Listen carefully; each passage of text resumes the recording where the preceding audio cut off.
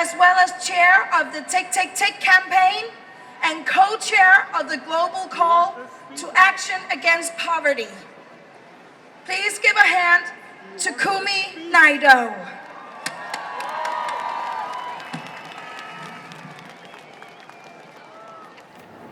Dear brothers and sisters, I have an announcement from the police.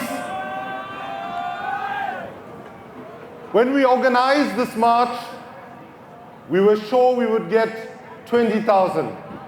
We had hoped for 60,000. And according to the police official figures, we are 100,000 here today.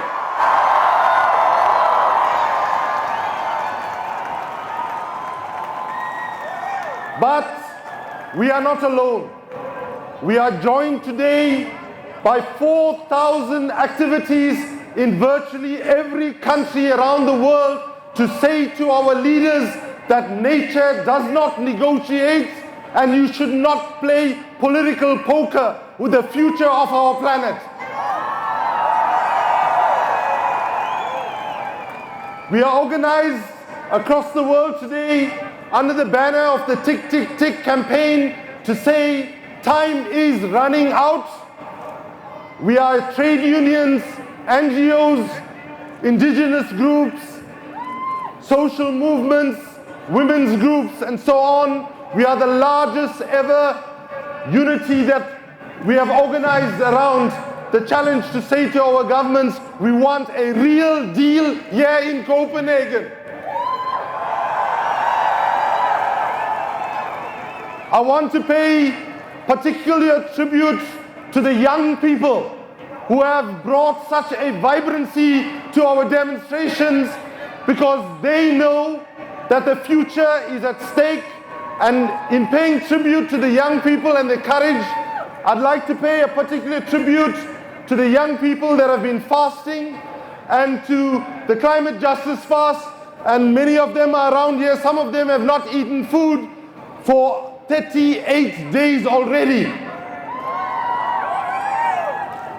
When we say we want a fair, ambitious, and legally binding treaty, we are saying to the leaders of the rich world, do not betray your own citizens, do not betray democracy, because that's what the majority of the people in the world want.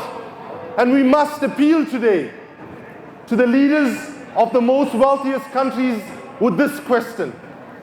And the question is this: if you could have found not millions of dollars, not billions of dollars, but trillions of dollars to bail out the banks, the bankers, and the bonuses, surely you can find the money to bail out the planet and bail out the climate and bail out the poor.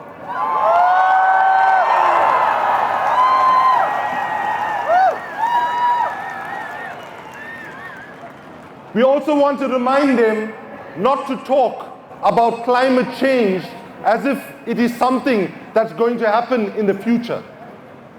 Climate change is taking lives already. And to our brothers and sisters from small island states and least developed countries, we want to say, you are in the front line of the fight against climate change. You are the ones that are paying the first and the most brutal price in terms of the impact of climate change. But what our leaders need to recognize, that the gravity of climate change means that we are all living on islands. We are all island states. We are all at the victim of their inaction and their lack of urgency. We must send now a particular message to the most powerful leader in the negotiations, President Barack Obama. During his election campaign, he said, yes, we can. We must now say, all of them we know they can do it, but saying yes we can is not good enough. Let's send them a message with a full slogan, and follow me if you can. Yes, we can. Yes, we must. Yes, we will. Yes, we can. Yes, we must. Yes, we will. Yes, we can. Yes, we must. Yes, we will. And what do we want to hear from our political leaders, from Barack Obama, as well as from the rest of the leaders when the negotiations ends on the 18th of December? Simply, we want them to step up and say, yes, we have delivered a fair, ambitious, and legally binding treaty to protect the future of our children and grandchildren.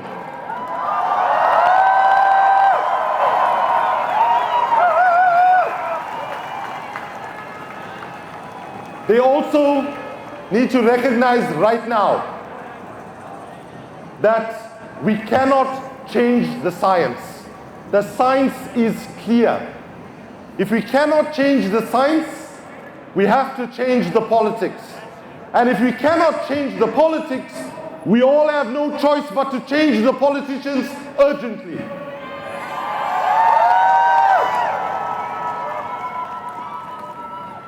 But dear brothers and sisters, in lots of this conversation that is happening in the negotiations, there is languages of division. We are here showing that we are standing shoulder to shoulder, young and old, gay and straight, but most importantly, people from rich and poor countries are saying a simple message, that we either get this right as a united global family, acting together so that we can deliver to our children and grandchildren a safe and secure future, and if we get it wrong, we all go down together. So we have no choice right now to work for climate justice, to work for an urgent solution, and to ensure that our leaders deliver a real deal. So now, as we get ready to engage in the march, let us say to our leaders this final message. History has called upon you in December of 2009 in Copenhagen to act with the courage and urgency and a sense of justice. We want you to be able to go home before Christmas and look your children and your grandchildren in the eye and say, we were called upon to make some brave and courageous decisions. They must be able to look their children and the grandchildren in the eyes and say, and we did. And we secured your future, we worked for climate justice, and we can create a new and prosperous and sustainable and green world that we can all feel a sense of pride and that we know that we can address the future with confidence. Failure to do so will be the worst political crime. Failure to do so will be the worst political crime that they would have committed. Now, I want to ask you one more time to join me in a message to all of the leaders with the same slogan we chanted earlier. But this time, I want you to chant a little bit louder because many of our political leaders all seem to have the same medical condition. And that medical condition, sadly, is they all seem to have a problem with their hearing because they don't seem to hear us. So one more time. Yes, we can. Yes, we must. Yes, we will. Yes, we can. Yes, we must.